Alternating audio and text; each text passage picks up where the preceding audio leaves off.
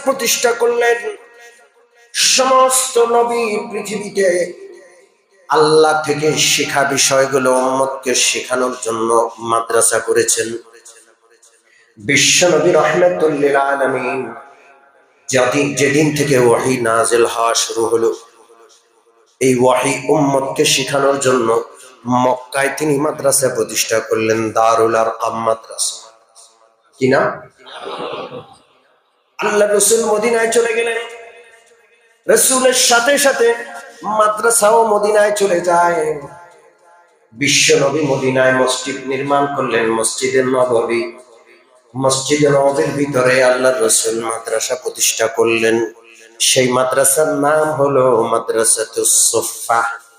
কি নাম? সুফফা মাদ্রাসা। নবী যেখানে মাদ্রাসা সেখানে, নবী থাকবেন মাদ্রাসা থাকবে না।